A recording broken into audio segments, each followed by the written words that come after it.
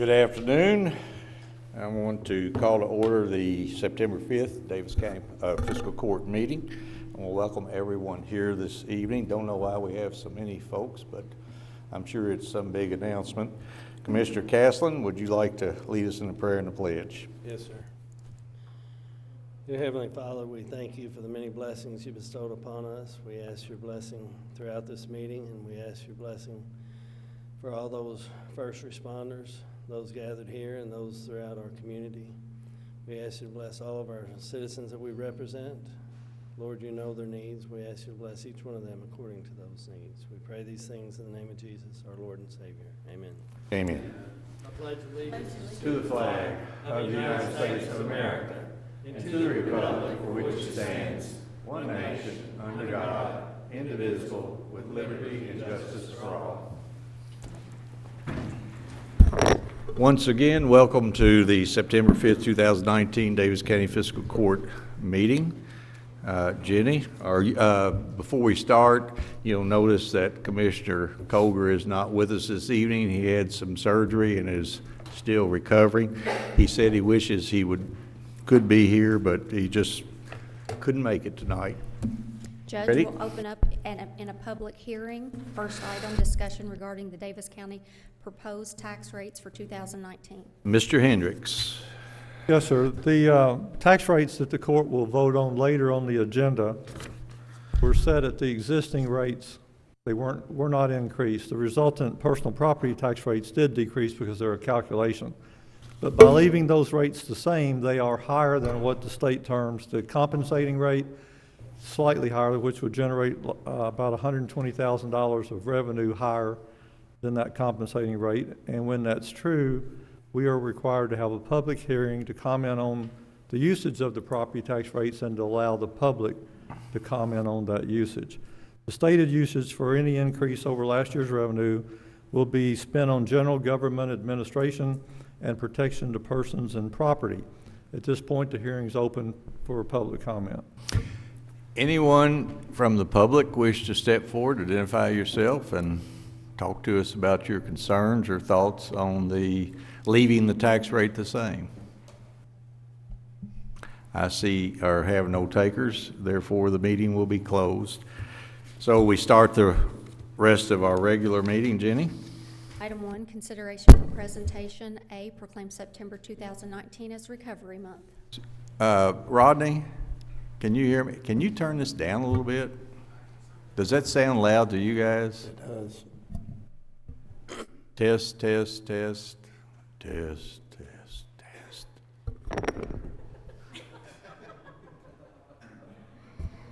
I think he hit the mute button. You ready? Yes. All right. Whereas behavioral health is an essential part of one's overall wellness, and preventing and overcoming mental and substance abuse disorders is essential to achieving healthy lifestyles. And whereas according to the Substance Abuse and Mental Health Services Administration, commonly known as SAMHSA, in 2013, all Americans 12 years or older, 24.6 million, or 9.4%, admitted use of illicit drugs or illegal prescription types psychotherapeutics. 21.6 million, or 8.2%, are substance dependent, and of these, 2.6 million were classified as both alcohol and illegal drug dependent. 66.9 million, or 25.5%, use tobacco products, and 43.8 million experienced a mental health illness, and of those, 34.6 million received mental health care treatment. And whereas while many Americans still go without needed behavioral health treatment, recent changes to the U.S. health system are removing barriers, allowing access to essential mental health and substance abuse treatments, and many health plans must now offer coverage for these treatments. And whereas to help more people achieve long-term recovery, the U.S. Department of Health and Human Services, SAMHSA, the White House Office of Drug Control Policy, and Davis County Fiscal Court invite and encourage all citizens to participate in National Recovery Month. Now, therefore, I, Al Mattingly, Davis County Judge Executive, do hereby proclaim in Davis County, Kentucky, the month of September 2019 as National Recovery Month. And Sarah Atkins with Owensboro Regional Recovery is with us to accept this proclamation. So Sarah, guys, let's go down and get a picture with Sarah.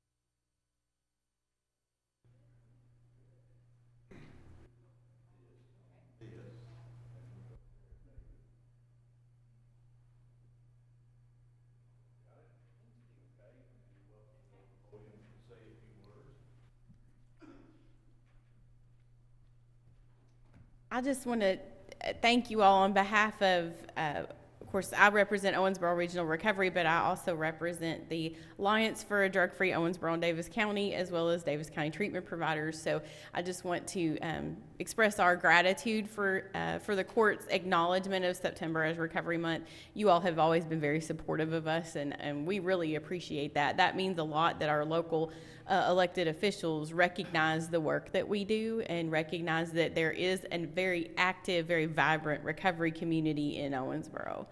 We do have a couple events coming up. Tomorrow night we will have a walk for recovery at Legion Park at 8 o'clock. Then Saturday we have the Recovery Celebration and Alumni Day at Owensboro Regional Recovery, which is my favorite day of the year. Huge picnic. Everything's free. It's open to the public. It's starts at 10 and goes till 5 o'clock, and we will have tons of stuff to do. Everybody come out and visit us that day and just really experience what it's like to have fun with people in recovery, with our clients, with their families, and even just people who come to the picnic just because they want to support us as well. Then on September 10th, the Alliance is hosting a forum on meth use. That will be at St. Joe and Paul. It starts at 5:30. And then the last thing we have going on for Recovery Month is something I really enjoy. It's called Recovery's Got Talent.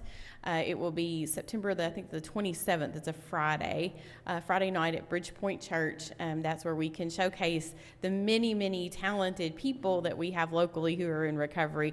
We'll have singing, dancing, visual art as well, and we do give cash prizes for that. So it's kind of like a talent show where they can have judges and they win prizes that night. So family friendly, also free. So come on out.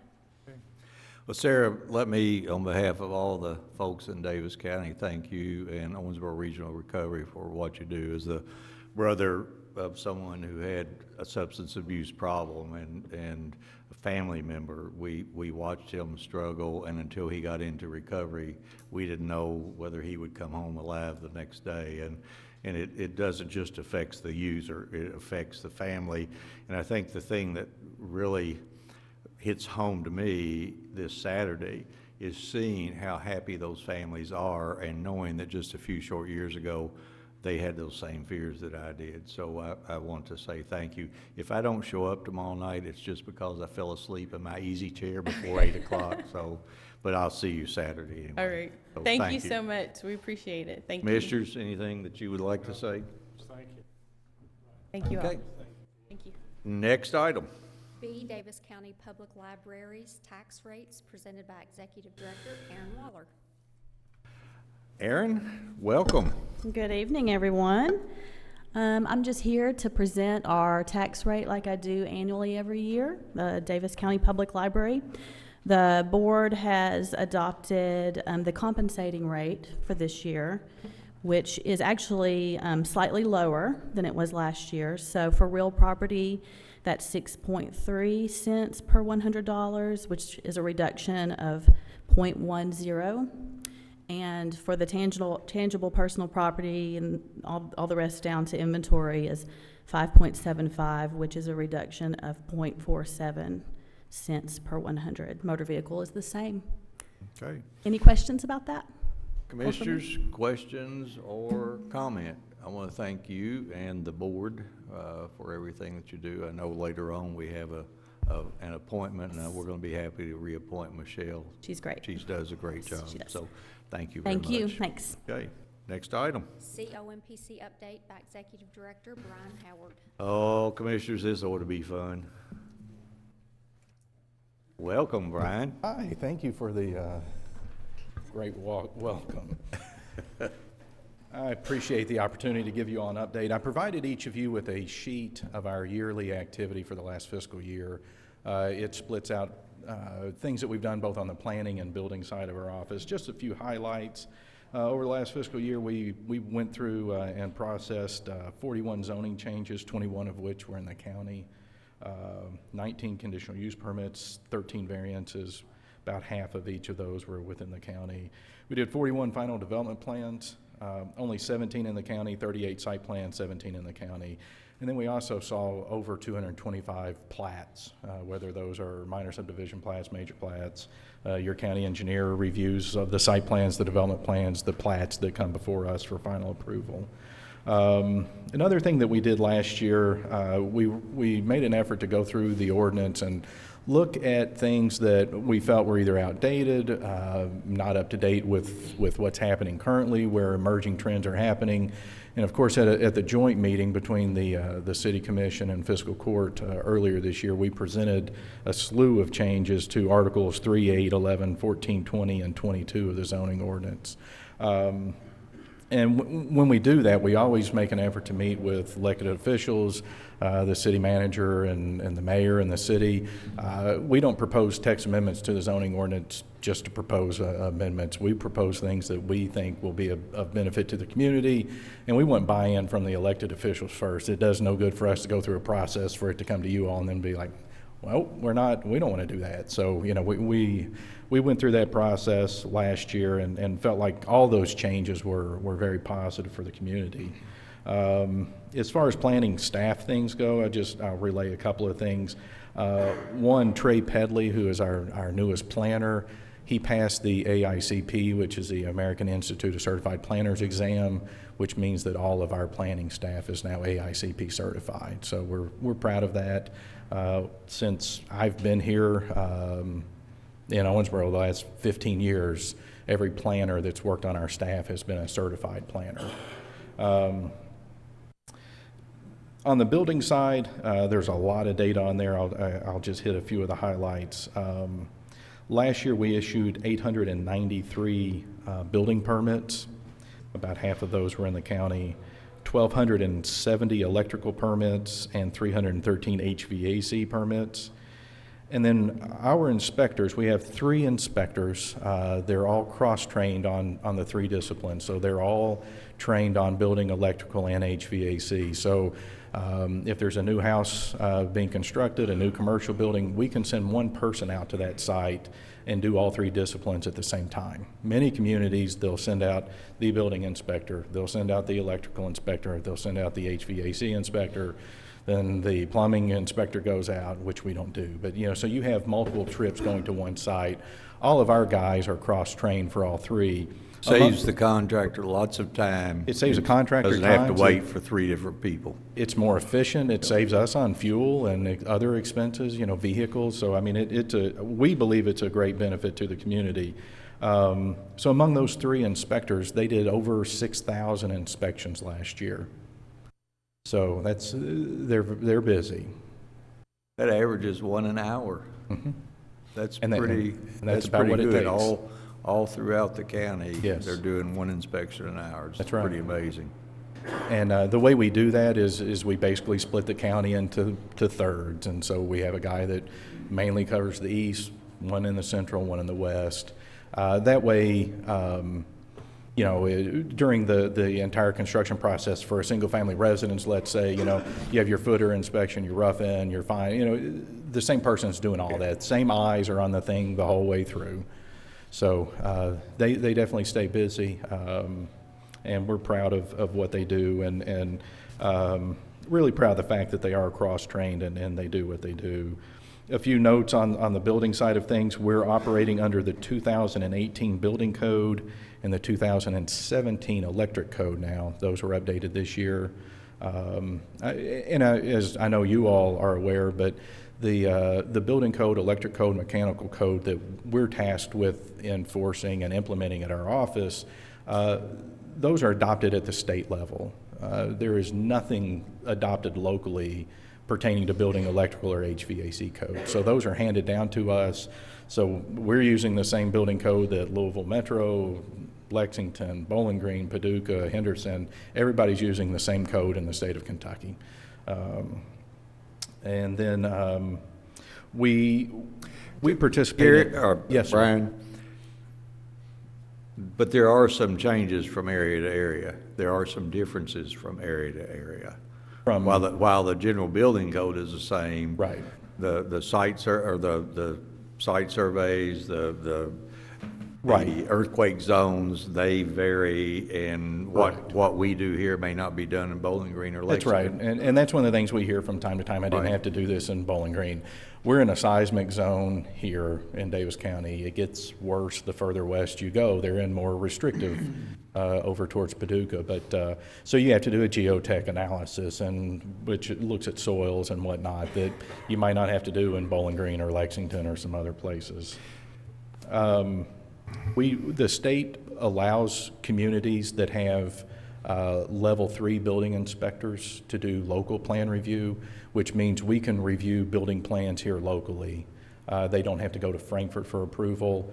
Our turnaround time on an initial letter of review is, we say 8 to 10 business days, and we average probably about 3 to 4. If you send something off to the state, it could take weeks potentially. So There are some plans that have to go to the state. yeah, so that's part of my notes. So, Okay. and one of those, the reason it was part of my notes is forever, or for a long time, institutional uses and high hazard require state approval. The state has taken back educational, and that's a recent thing.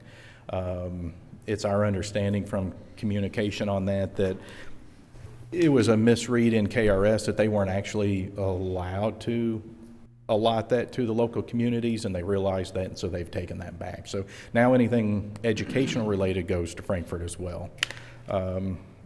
But so we do that here. That's called expanded jurisdiction. That was recently approved this past year, and that's a 3-year cycle. And we have to update. We have to provide documentation to the state as to how we're still qualified to do that. Our newest inspector has attained the level 3 certification, Mike Kreitzer, and to get to level 3, you have to pass 8 exams, and he passed those within about 8 months of employment. And so now we have Matt Warren, Kyle Trunnell, Rick Thurman, and Mike that are all level 3 certified. That's the basic information I had to present to you tonight, but be glad to certainly answer any questions or that you may have. Commissioners? I have one. Yes. So if somebody wants to buy an existing building and find out what all they need to do, where is that under? Is that under building permits or? As far as they buy an existing building, they want to know what they need to do to occupy it. Yes. Yeah, so I mean that's really This just all says new. right. Yeah, so that would be a general inquiry. They can come in the office, talk about what building they want to go in, and we'll go over what the occupancies are and you know, if there's a change in use, what that requires, a plan review, permits. So and that not on here. Well, Or would that just be under the it would fall under, permits or?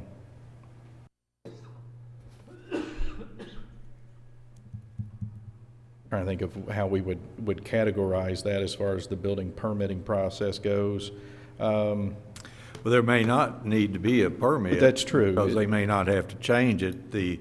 Most typically, what they run into is a change in zoning. Right. And that, I don't think your zoning issue would be on No. this section. That's correct. Yeah. But I think what the commissioner was asking, so if it required a change, as an example, they were gonna open a public store. Right. And they needed handicap accessible restrooms. Right. Who would they come to? And I think, I don't mean to put words in your mouth, but who would they see? Well, I at was their just office? wondering how many of those types there had. Oh, okay. Yeah, and it's a sizable number, right, yeah. Because they're not on this report. If you give me Specifically with yeah, that language. If I have a moment to look at it, I'll be able to pinpoint where it is, but yeah, they're I on was there. just curious because I know there are a lot of existing buildings Sure. that get Repurposed. updated and refurbished, and it's important that happens. Right. And I was just wondering how many, and I didn't see it on the report. Yeah, we have more buildings that are repurposed than new construction typically in a given year. And Brian, one of the things you and I have talked about, and I've had this conversation with the Department of Housing, Building, and Construction, that's where one of the biggest rubs that we hear about is those buildings have to come up to current code. They may have been built, say, in 1950 and met the codes then, or in 1970 or even 1980, but when they go in and do a rehab in one of those buildings, they have, I think it's a 2013 energy, is that the one we're enforcing, that 2013? Building, right. And the current 2017 and 2018, and that's where people get, really, there's a confusion as to what we can do. Right. My concern is that we have a lot of buildings in our downtown. We'd like to get them open, like to get them, but in some cases, it's cheaper to tear the building down than it is to bring them back into.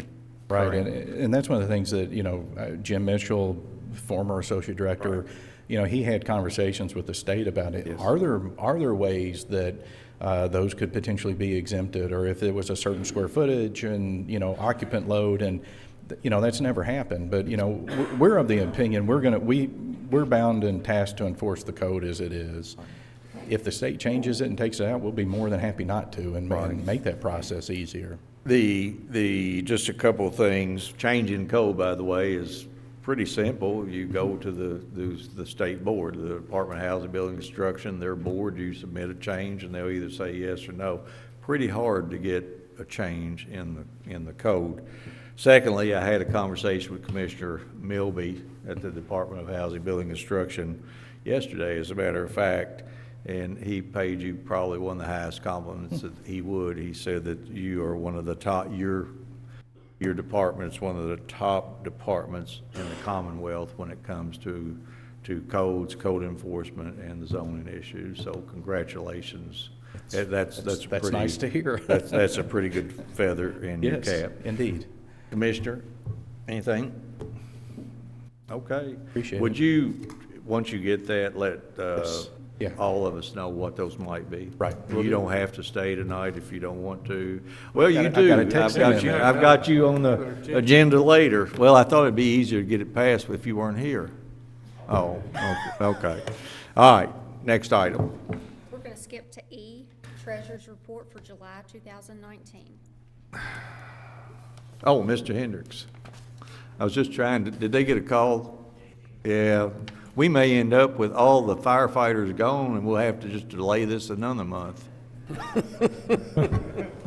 Go ahead. Cash Go ahead, balance- Jim. Cash balance July 31st is $32,555,314. The general fund is $10,532,049. It's the second month in our new year, so it's early, but as far as anything we see, there's nothing to report.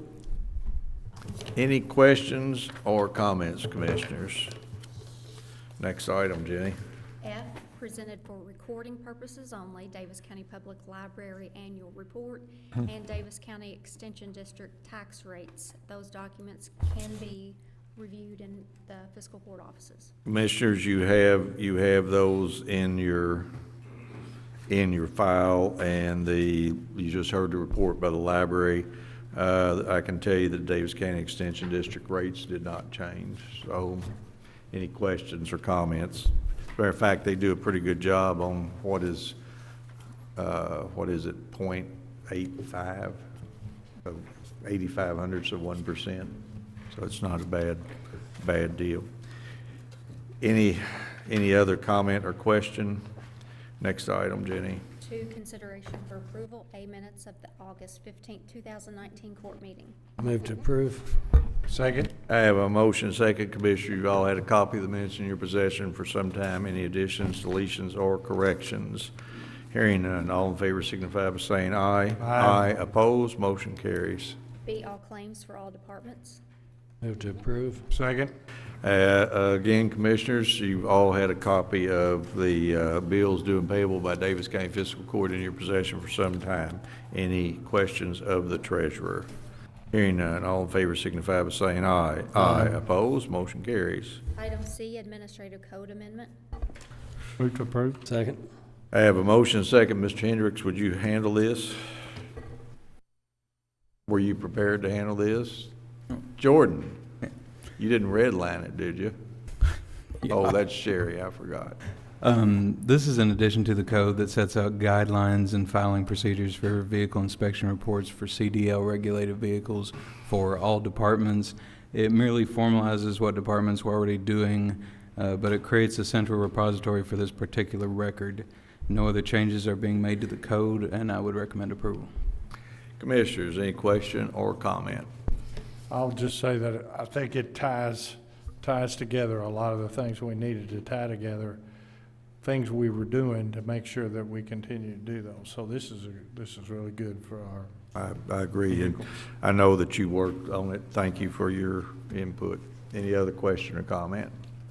There being none, all in favor signify by saying aye. Aye. Opposed? Motion carries. D, contract with Inspection, Testing, and Maintenance Incorporated for fire hydrant testing. Move to approve. Second. I have a motion and second. Jordan?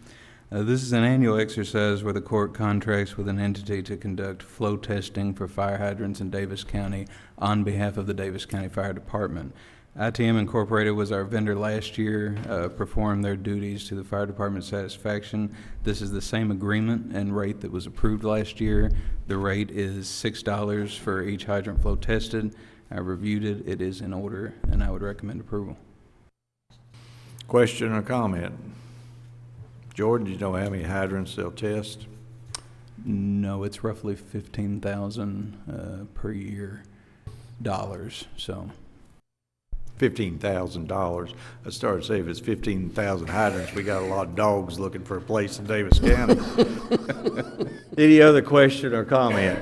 Hearing none, all in favor signify by saying aye. Aye. Opposed? Motion carries.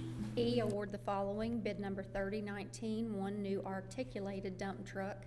RFQ 7, 2019, a new RTV X1100. RFQ 8, 2019, shooting trap targets. Move to approve. Second. I have a motion second. Jordan, as we usually do, would you go through each bid, stop, allow any question or comment? Certainly, Judge. Starting with bid number 30, 2019, the fiscal court solicited bids for a new articulated dump truck for the West Davis County landfill and received 5 bids ranging from $425,000 to $493,999. We recommend award to the lowest and best evaluated bid of Diamond Equipment for the 2019 Terex TA400 G10 in the amount of $425,000. The vendor's exceptions to the bid were ruled to be minor. This is a budgeted replacement. I recommend approval. Question or comment, Commissioners? I just have a curiosity question. How long does it take to get this delivered? Its delivery date should be at the turn of the year, calendar year. The turn of the calendar? Any other questions? Question or comment by the public? There is none. Next item, Jordan. RFQ 007, 2019, the fiscal court requested quotes for a new RTV X1100 for the West Davis County landfill and received 3 quotes ranging from $17,700 to $18,300. We recommend award to the lowest quote received of Hagen's Outdoor Equipment for the 2019 Kubota RTV X1100 in the amount of $17,700. This is a replacement for a damaged unit. I recommend approval. Question? Sorry, I have a question. Yes. Does this include a trade-in from the other one, or did we just scrap it, or did We will put scrap it it. for sale? Okay. Any question or comment by the public? Is this street worthy? Oh, okay. Just wonder, which one, what's the name of the one this one's replacing? What did you name that? No, that's not this. Oh, one. is that not, that's not This is the, the landfill one. oh, okay. Frankenboda, it's not Frankenboda? Okay. Oh, this is for the landfill. Those boys have expensive toys. Next item. RFQ 008, 2019, the fiscal court requested quotes for trap targets for the Davis County Gun Club and received 3 quotes ranging from $14,680.27 to $17,132.28. We recommend award to the lowest quote received of Hal Traps in the amount of $14,680.27. This quote contains 1,500 targets for various traps and constitutes a regular full truck order. I would recommend approval. Question or comment? Question, you said 1,500 targets. We're getting a lot more than 1,500 targets for $14,000, aren't we? Is this 1,500 cases? Cases. The 135 targets per case. Is it cases? Cases. Okay, it's a truckload, correct? Yes. Okay. Yeah, all right, that makes me feel better. Why are some of them all orange? Some of them have orange tops and black sides, and some have all black. Why is that? It's so that when I'm in competition and my competitors up there, it confuses them and I beat them. So you give him the all black one, you I take the give, orange yeah, one? we throw that again, yeah. No, they are different targets, though, like the rabbit going across is a black target along the ground. Sometimes you throw an orange target up in the sky, an orange target with black rim can be reversed, so that's all it is. Different sizes too, some of them are 90 millimeter, some 120 millimeter. Anyway, it's a lot of targets, right? And we expect to be compensated by the charges. And this actually, we figured 12 cents in our 12 cents a target, and I think they ended up about 9 cents a target. 7? Okay. Any other question or comment? All right, those are the quotes. You got anything else for us, Jordan? No, sir. All right, if there's no other comment or question, all those in favor signify by saying aye. Aye. Opposed, motion carries. F, promote Skip that one, let's go to the next one. promote Jeremy Smith to the Davis County, as Davis County Fire Chief effective September 1, 2019. I wouldn't do that to you, Jeremy. Move to approve. I have a motion and second. Commissioners, after interviewing our folks, we selected Chief Select Jeremy Smith to take over from Chief Smethers. I want to take, again, this opportunity to thank Dwayne for all the things that he did for the Davis County Fire Department and for all the citizens here in Davis County. And after spending several weeks with Chief Select Smith, I expect that he is going to provide that same level and competence of leadership that Dwayne showed. Jeremy, I'm really proud that we were able to select from within our ranks and promote you to the top job in the fire department. So if there's anything that Davis County Fiscal Court can do, if there's anything the staff can do, then don't hesitate to call on us. Commissioners? I just want to congratulate you, and I wasn't involved with the committee that made the decision, but I think they made a great one. So congratulations. And I want to start by echoing the judge's comments on Dwayne, thanking him for his many years of service to our community and to our department. And I agree, he left it in very good shape. And I'm welcome aboard. I think we're blessed to have somebody within our ranks to promote to the top level. And I think we'll go ahead and vote. So all those in favor signify by saying aye. Aye. Aye. Opposed, motion carries.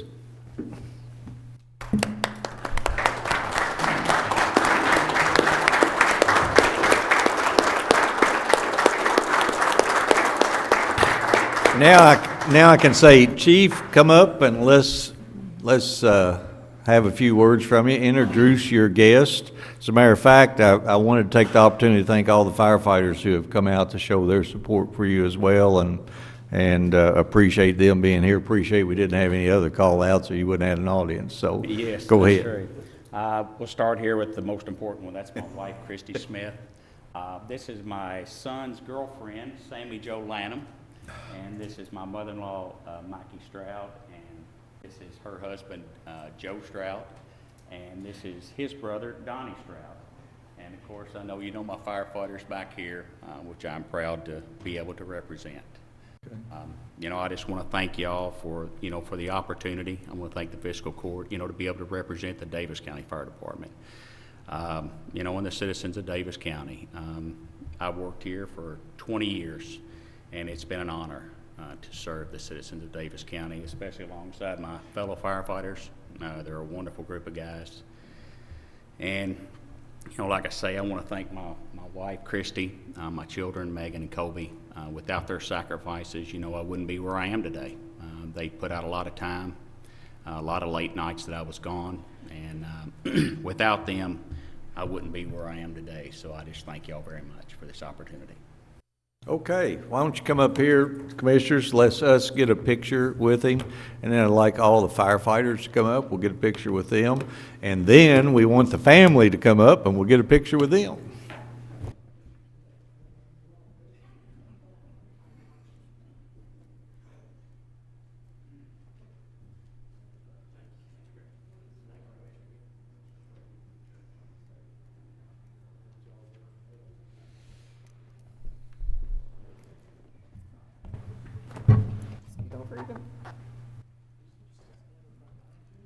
Let's get all the firefighters up if you don't mind.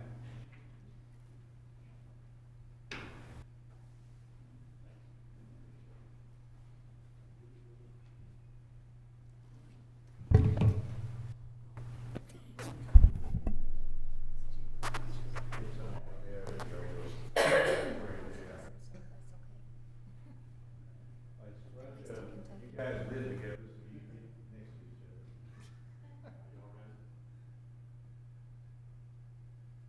All right? Okay. Now, let's get back up here.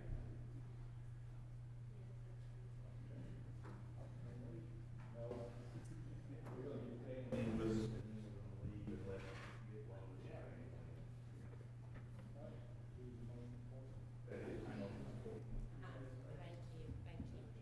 Sammy Jo, hey, I'm Jack and Aunt Catherine's mom. Wait a minute. There was one girl back here who wanted to. I'm Sonia. Yeah, we graduated high school together. You come to court, his knees are on. You come to court, we want a record of it. He's ready to clean record. Yeah, I saw you and I was like, I know her. So I was like, oh, yeah.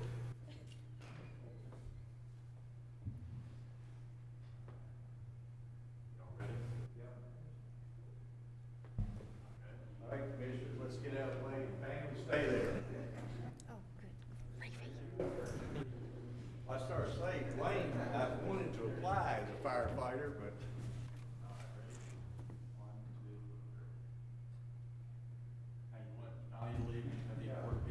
Let's just do one of the immediate. I said half Jesus. 1, 2. All right. Jeez.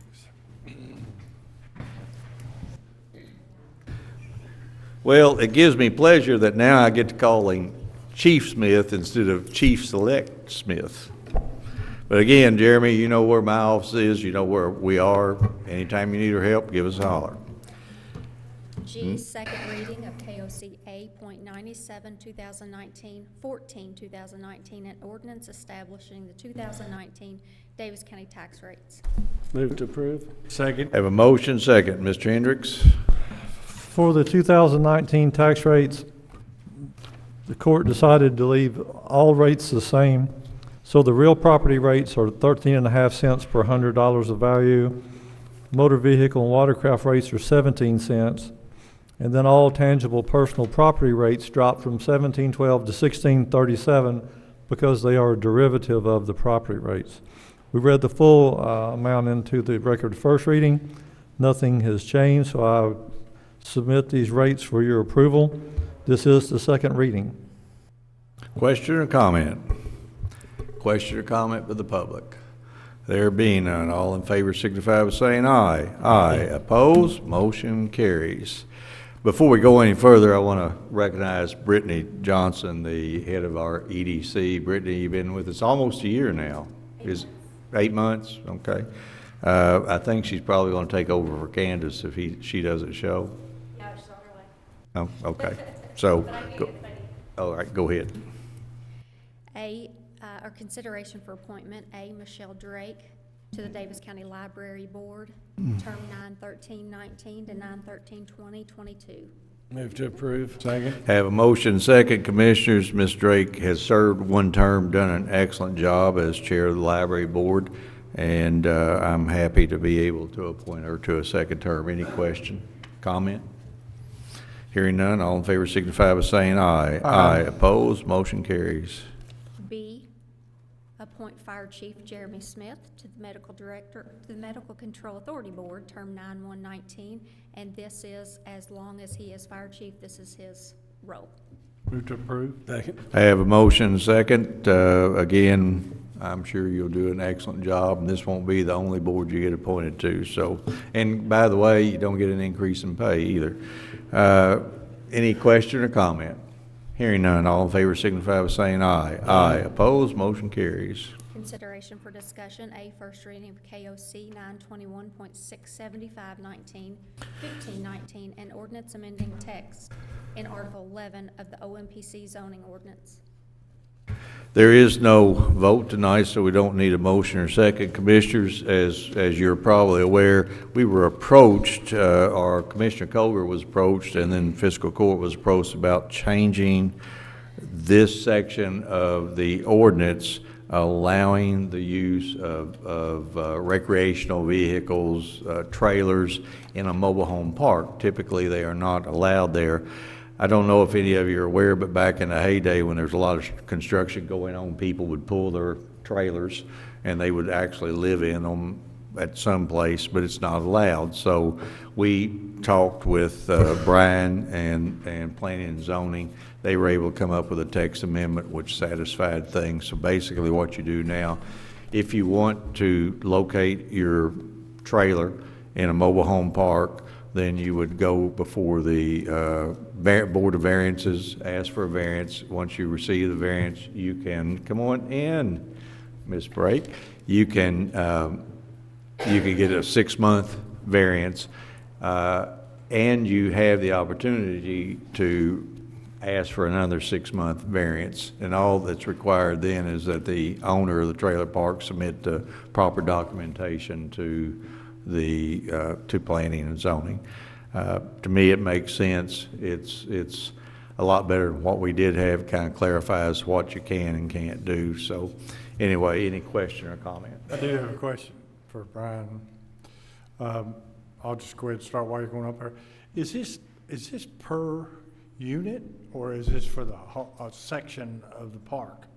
So the Trailer park. So the whole park, you could allot 10% of the land, of the acreage in there, that you could set that aside with a conditional use permit and allow campers. Well, that's the way I read it. Like you would say, okay, we got these five over here. We're going to make them for campers. Campers, correct. And so then 6 months from now, if you want to do it again, you request. They can get, as the judge said, they can based on this text amendment, they could request an extension from the property owner, and they can grant that. But if you were going to say they're longer, basically, if you're going to say they're longer than a year, then it might have to, the conditional use permit would need to be updated.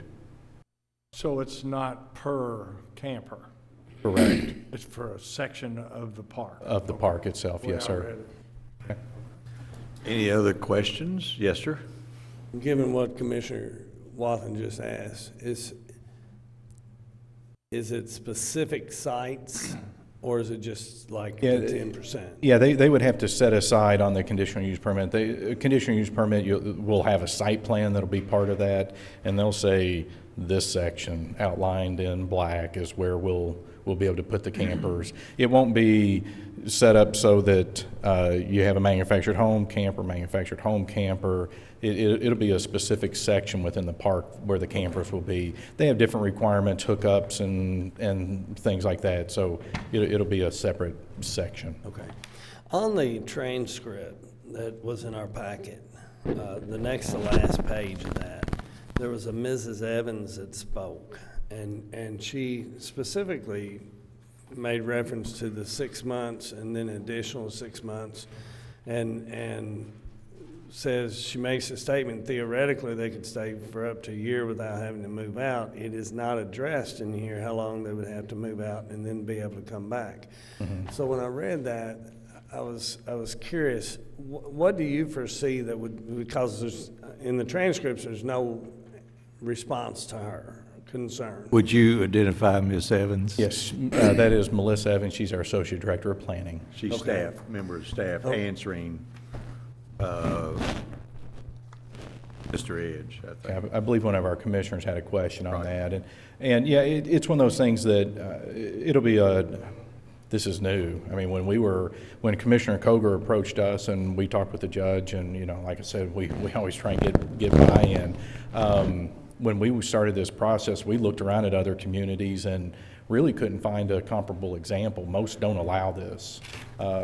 So we just came up with something that we thought would work and communicated with everybody. Seemed to satisfy everybody, and it may be a learning process. It may require some revision at some point in the future, but this was our first effort to try and make these manufactured housing parks a little more flexible as far as the uses go. So in response to her point, though, that she's making, what is the answer? That it could be indefinitely, or it would be limited to a year? Yeah, so we would anticipate, I think the way we would look at it, that each site would be limited to 1 year. Now, some campgrounds, they don't allow people to live there permanently.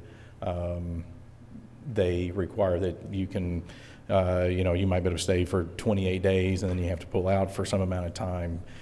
We didn't get into that specific of requirements for this.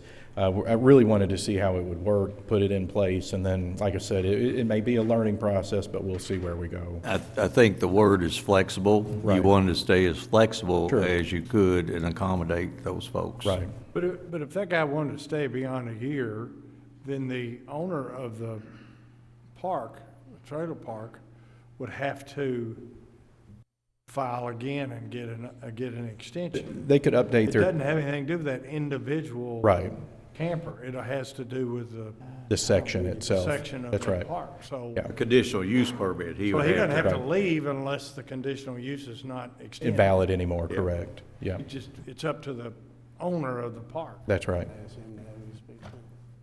So, okay. Uh-oh, Claude, you're sitting down there looking I like read a it a little Cheshire differently, cat. but that Well, may that's be- why lawyers are lawyers. I know. Okay. I read it as the owner of the park must get a conditional use permit for an area designated for That the is use correct. by each camper. But each camper individually, so there's not, each camper individually is asked for and moves in, and the owner or manager grants the time period to each individual camper. But that doesn't have anything to do with him. Yes, it does at the second time, because they must notify the Board of Adjustment if they grant an extension of 6 months to any individual camper. That's the way I read it. If such an extension is granted by the owner or manager of the complex, the written agreement documenting the extension shall be filed with the staff. The staff shall review the conditional use permit application and may place additional limitation or conditions on the application as deemed necessary to properly integrate the use into the area. So that second part is part of what the task of the Board of Adjustment is. Right. If they, in order to make this integrate into the area, they say, well, you need to put some screening, landscaping, that's a negotiation process at the meeting. It seems to me you've created a 2 and possibly 3-step process. One, I own a mobile home park and I want to allow campers in 10% of that area or within 10% of the lots. I'm going to designate that, and I will apply to the board and ask for a conditional use permit for that 10%. I've designated 10% of the lots, and now I can rent to individual campers for up to 6 months for each one.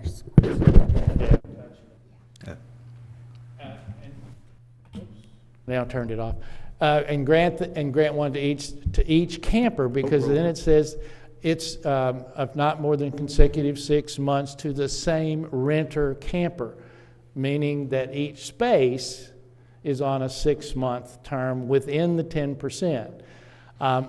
And the owner or manager, the way I read this, the owner or manager may grant a 6-month extension, so may grant any individual camper up to 6 months.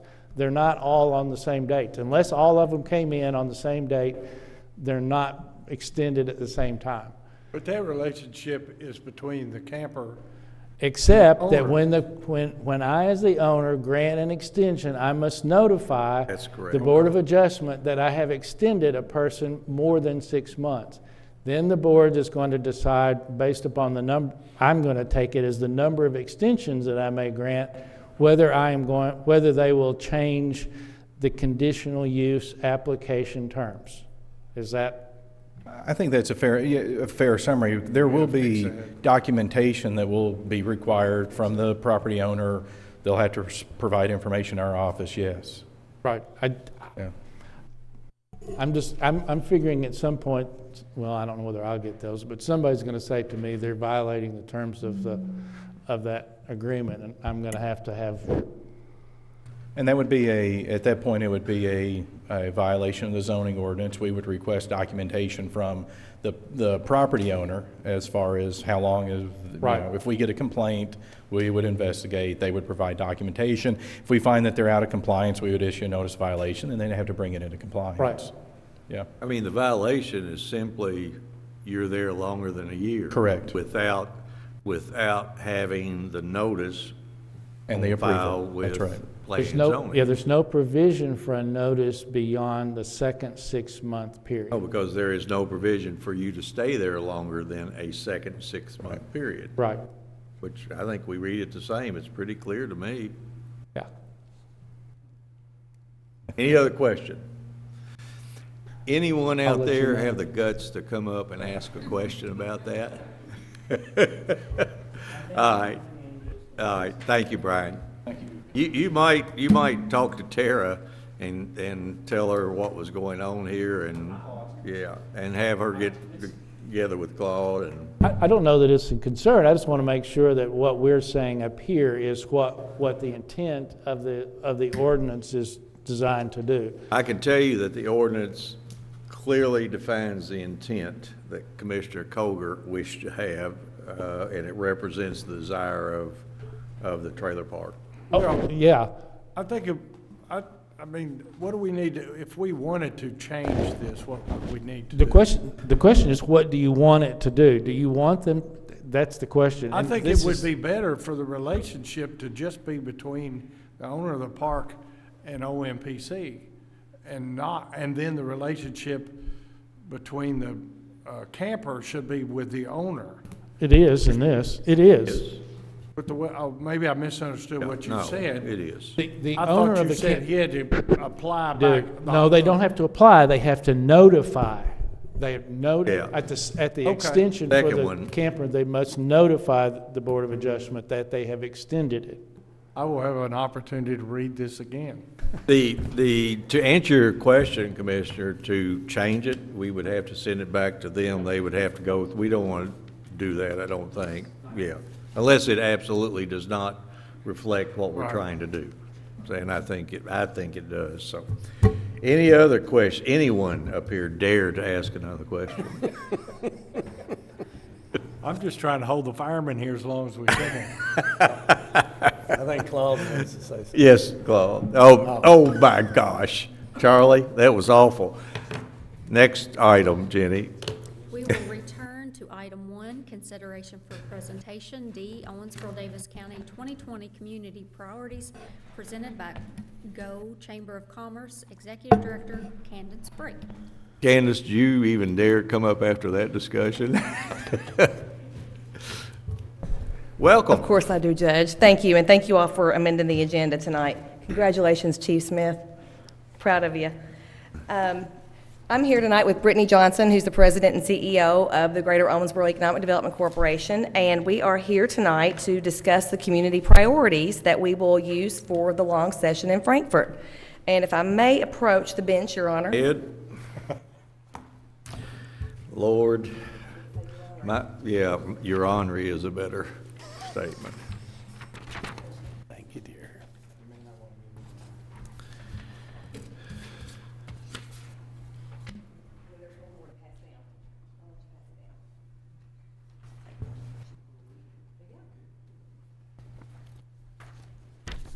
Thank you. So as you're all very aware, over the past decades in our community, we had heard from leaders in state government and federal government that Owensboro was hard to help out because we weren't on the same page, and that we had many of us that would go on different occasions and ask for different things, many times competing things, whether it be transportation projects or capital projects. So as a response to that, our community started several years ago to come up with projects or priorities together. And the Chamber and EDC, we do a lot of legwork through the year on that, as does the Fiscal Court. The mayor and the judge both serve on our transportation committees.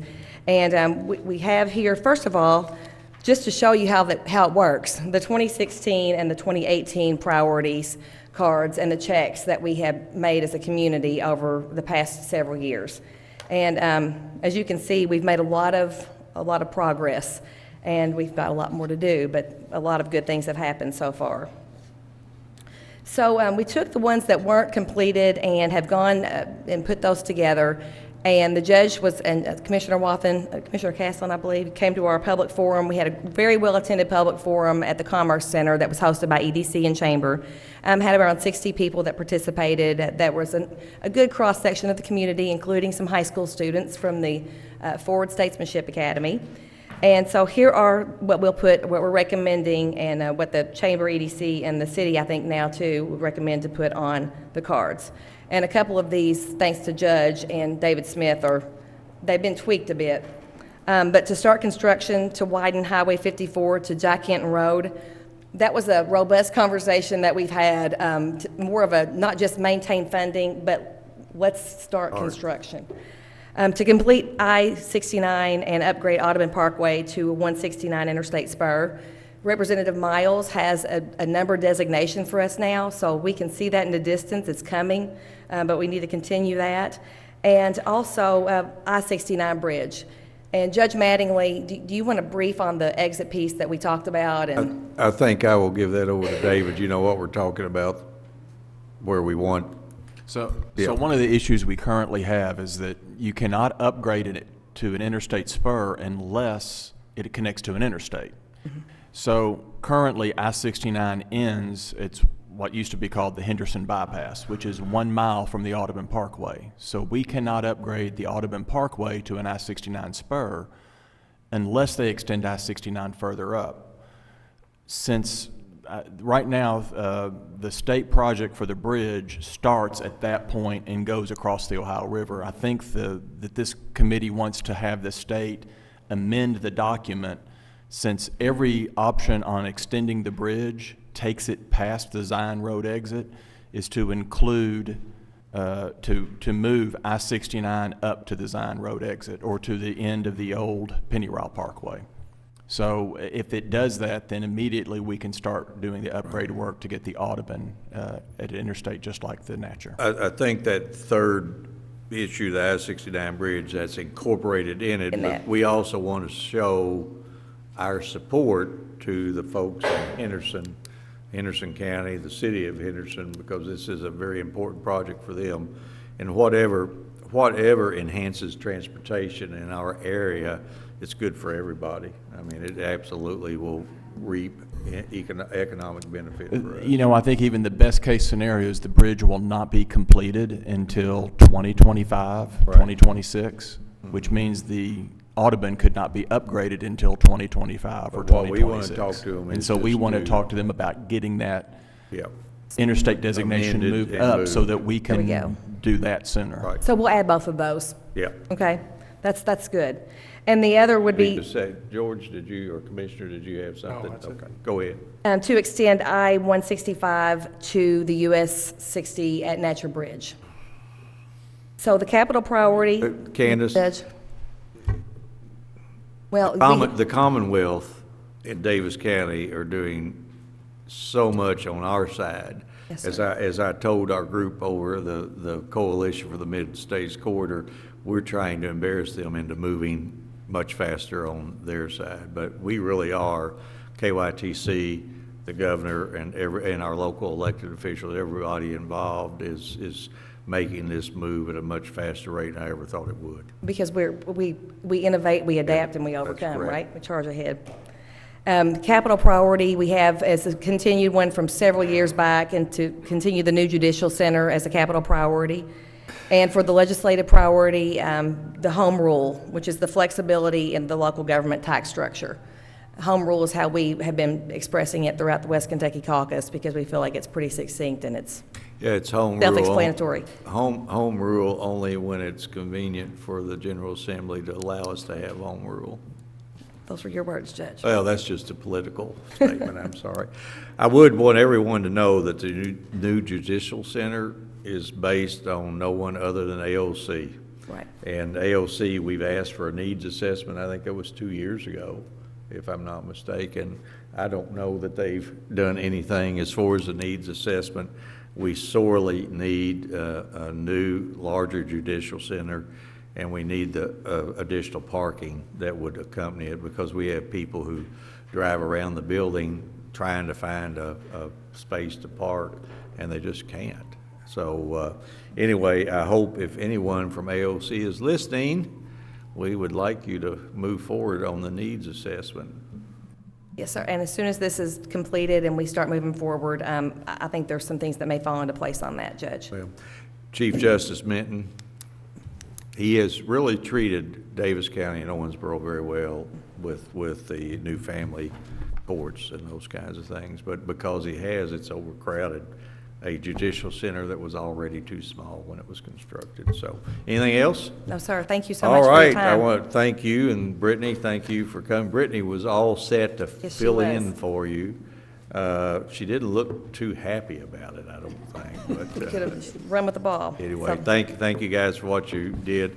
Really enjoyed the program at Rooster Booster this morning. Saw that lady at the dedication of St. Anne Hall at Brescia College, and told her I thought some of the things she said really applied to our local arts communities, arts agencies. And then I asked her if she would sing a rendition of Imagine, and she took a swing at me, Yeah. so. There you go, Judge. And thank you to Jenny Warren, too, for all the work she's done with Engage Owensboro. It's going to be, we're really hoping it's going to be a Yep. good tool for people, but thank you, Jenny. All right. Thank you. Next item, Jenny. Isn't that enough? Consideration for discussion be advertised for the following. Commissioners, the next few weeks, we are going to be advertising for the Horse Fork Creek Park Playground System. This is a playground for all. It has some rides and things that allow children with special needs to access those types of rides. So we do have Ross, why don't you come up and tell us what we've got? I know we've got a grant that we have out there. We're hoping and waiting. Yes, sir. On the 24th of September, the Department of Local Government will be hosting a meeting of the Land and Water Conservation Fund grant that we had submitted back this summer. I will attend that meeting on behalf of Fiscal Court to be able to answer any questions for their committee specific to the project at Horse Fork Creek. It is a $150,000 playground that we are looking at construction in a spot that's about 30 feet by 80 feet, and that would be considered a winter project. So we'd like to be able to go ahead and start the advertising process now. It's 50-50. Yes, sir. Even if we don't get the grant, I'll commit to find that money somewhere, because we really need that type of a playground to assure that we're representing everybody, and we're interested in everybody having a good time at our park, so. Absolutely. Thank you. Okay. Commissioners, we're also going to advertise for 5 new community sirens, weather sirens. And the animal shelter painting project, we thought that we weren't gonna have to advertise it for it, but Jordan, I think the final estimates came in above $20,000. Yes, sir. Okay, so that will be, how soon do you think these bids will go out? The playground system should go out next week. The other two will be delayed. We're still waiting on a few factors to piece that So together. probably first meeting in October, second meeting in October, we'll have that information back. Yes. Next item, Jenny. C, other business to be brought before the Davis County Fiscal Court. Don't have any here. D, public comment. This is a time during the meeting in which we ask the public to step forward, identify yourselves, and you are welcome to speak on anything other than what was on the agenda. No takers. They're afraid they'll get in an argument with the county attorney over what's right and what's not. Next item, Jenny. D, comments by Davis Fiscal Court. Commissioner Wathen. I'm gonna pass. Commissioner Castlen. I just want to wish Commissioner Koger a speedy recovery. Yes, I agree. Come on, Mike, get back to work so Dono can quit having to take care of you. Commissioners, before you leave this evening, I have a letter that was requested by the jailer. It's going to the Chief of Staff, Intergovernmental Agreements Branch, United States Marshal Service. We're in effect going to ask them to give us more prisoners and to give us more money. We need to do everything, and Jailer Maglinger is doing an excellent job. We've increased our federal prisoners from 10 to about 75. We would like to take it to 125 or 150, but we also need to get paid a little more money. So before you guys leave, if you would, I would like for you to sign this. This is a joint letter from Fiscal Court. I received a letter from Brescia University it actually was sent to Ashley Thompson, our director for Davis County Animal Control. It says, thank you again for allowing a section of the Brescia first year experience to visit Davis County Animal Control to carry out their community service project. We love incorporating service in the class for several reasons, such as getting students to consider their values, fostering their potential leadership skills, which is what we do at the Chamber, and promoting a sense of civic responsibility. We would not be able to promote students thinking and learning about their community without your help. So Ashley, thank you for having that available. As you are aware, we issued an executive order yesterday regarding the Highway 81 bridge being out of service, out of commission. And it was amazing, Mark, that he is the one that actually recommended that we consider doing an executive order. We did it, and within an hour of that executive order going out, the state was already moving forward to repair and take care of that bridge. So thank you for bringing that to my attention. The other executive order is one that has set November the 5th, 2019 as a special options election for Davis County Precinct number 35. It's a wet and dry election. They're smart. They don't have to pay for it, do they? Okay. Fireworks display, one of the best we've ever had. Thank you guys from the fire department for being out there, and the sheriff's department for being there to help with all the work. Spray Park closed, correct? And I've asked Ross about opening it up this Saturday and Sunday, because I think by Monday it's supposed to be 95 degrees again. So I would plead with you one more time that you might consider that. Let me tell you, commissioners, I think that you will agree with me, one of the best projects we've ever done. One of the best. Being used by a lot of being used by a lot of folks. While it's closed this winter, we've already got together with the engineer. We're going to expand the seating area where the parents come, and we're going to put more tables and umbrellas out. We're also going to put in a handicap parking area. We're going to concrete that. It does make a lot of sense to have a gravel parking lot that says handicap when you can't roll somebody through it. Lastly, Friday, a week ago Friday, Davis County Fiscal Court was awarded the Kentucky, 2019 Kentucky Spirit Award for our work, along with RWRA, GRAD, and a host of other folks for the two sewer projects at Friendly Village and Cedar Hills. They give out one of those awards a year. It came to Davis County. So Commissioners, thank you for the hard work that you have put in, thanks to RWRA and everyone else. It was definitely a major award. It was a major award without the box. We didn't even have to open a box. So if there's no other business to be brought before Davis County Fiscal Court, without exception, we're adjourned.